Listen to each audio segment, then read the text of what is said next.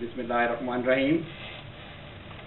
پیارے بھائیوں، بہنوں، بزرگوں، السلام علیکم ورحمۃ اللہ وبرکاتہ. حضرت حکیم نور الدین ایک دفعہ جب لکھنؤ میں تحصیل علم کے لیے گئے تو ان کے پاس ایک شیعہ مسلک سے ایک شخص آیا کرتا تھا. واضح رہے لکھنؤ میں اس وقت شیعوں کا بہت بڑا گڑھ تھا. یہ حکیم صاحب کا بہت گہرا دوست بن گیا اور ان کو آہستہ آہستہ شیعہ مذہب کی تبلیغ بھی کرنے لگ پڑا. ایک مرتبہ اس نے حکیم صاحب کو کہا کہ حضرت علی کا نام قرآن پاک میں 200 جگہ آیا ہے. یہی آپ شیعہ مذہب کی صداقت کا ایک بہت بڑا ثبوت ہے. آپ نے اسے فرمایا، یعنی حضرت حکیم مولانا نور الدین نے، کہ 200 تو بہت زیادہ ہے. آپ مجھے جا کر کہیں آپ مجھے صرف 10 جگہ پر حضرت علی کا نام قرآن پاک میں یا ان کا ذکر قرآن پاک میں دکھا دیں تو میں شیعہ مذہب قبول کر لوں گا. وہ شخص بڑا خوش ہوا. اس نے سمجھا کہ یہ بڑا شکار ہاتھ آ گیا ہے، بڑا عالم ہے، شیعہ مذہب میں اس کو شامل کر لیں گے. وہ سیدھا گیا اپنے ذاکر کے پاس جس نے اس کو بتایا تھا کہ حضرت علی کا نام، حضرت علی کا ذکر قرآن پاک میں 200 جگہ آیا ہے. جب اس نے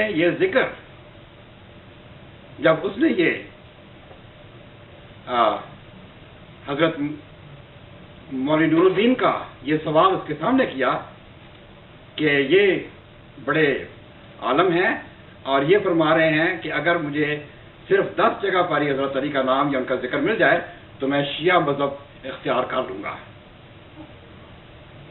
ذاکر اس کو دیکھ کر یہ جواب دیتا ہے کہ لگتا ہے آج کل تم کسی غلط محفل میں بیٹھتے ہو. پوچھا گیا کہ کہاں جاتے ہو تو انہوں نے کہا کہ اس طرح میں ان کے پاس جاتا ہوں.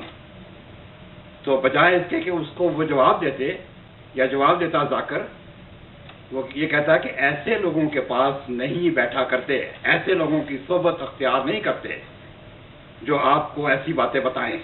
یہ بھٹکانے والی باتیں ہوتی ہیں. یعنی اس ذاکر کے پاس کوئی جواب نہیں تھا. اس نے تو ایک فرضی بات بتائی تھی جو سب شیعہ مان گئے تھے. یہ شخص بہت عرصہ تک حکیم نور الدین کے پاس نہ آیا کیونکہ اس کو منع کر دیا گیا تھا کہ وہاں نہ جاؤ. ایک دن کہیں بازار میں چلتے چلتے اس سے ملاقات ہو گئی تو حکیم صاحب نے ان سے پوچھا کہ بھائی تم نے تو مجھے دکھانا تھا حضرت علی کا نام قرآن پاک میں، تم تو وہ لوٹ کے آئے نہیں. تو کہتے ہیں کہ مجھے ذاکر نے بتایا تھا، مجھے ذاکر نے یہ کہا تھا کہ ایسے لوگوں کی صحبت میں نہیں بیٹھا کرتے. بھائیوں بہنوں، ہمارے مربیان اور ہمارے خلفاء بھی یہی حربہ استعمال کرتے ہیں.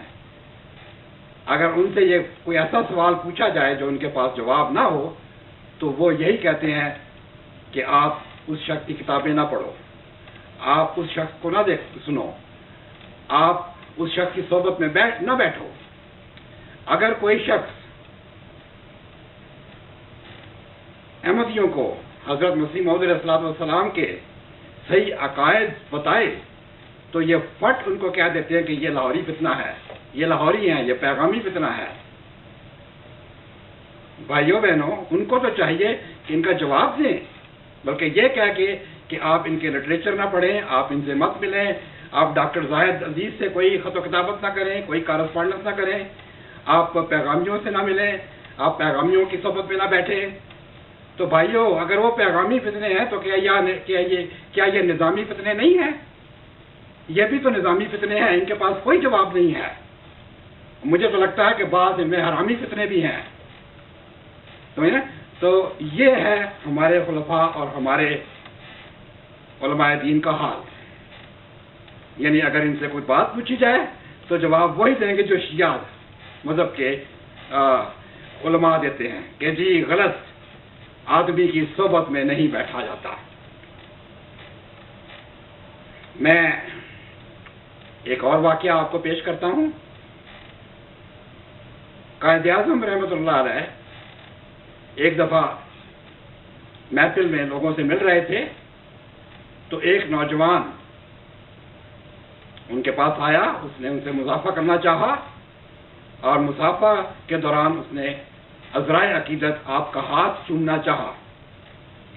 آپ نے سختی سے اس شخص کا ہاتھ جھٹک دیا اور کہا کہ ایسا کرنا انسانیت کی توہین ہے. بھائیوں بہنوں، یہ ہمارے خلفاء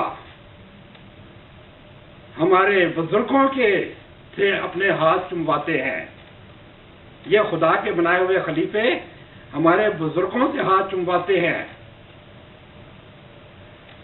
بھائیوں بہنوں، کیا یہ خدا کے بنائے ہوئے خلیفے انسانیت کی توہین نہیں کر رہے؟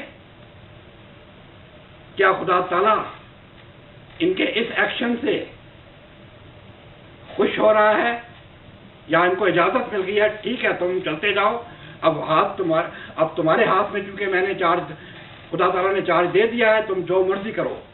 یہ تو اپنے ان لوگوں کو جو ان کے آگے بک چکے ہیں، یعنی بیعت کرنے والا بک چکا ہوتا ہے، تو یہ جو ان کے آگے بک چکے ہیں اتنے اخلاص میں، وہ جاتے ہیں جھک کے، یہ ان کو سلام کرتے ہیں، ان کا ہاتھ چومتے ہیں.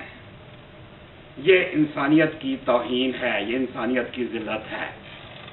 بھائیوں بہنوں، جب یہ ہاتھ چمواتے ہیں ان کی گردنیں اکڑی ہوتی ہیں، ان کے سانپے جس طرح کلپ لگائے اکڑے ہوتے ہیں، گردنیں بھی اسی طرح اکڑی ہوتی ہیں.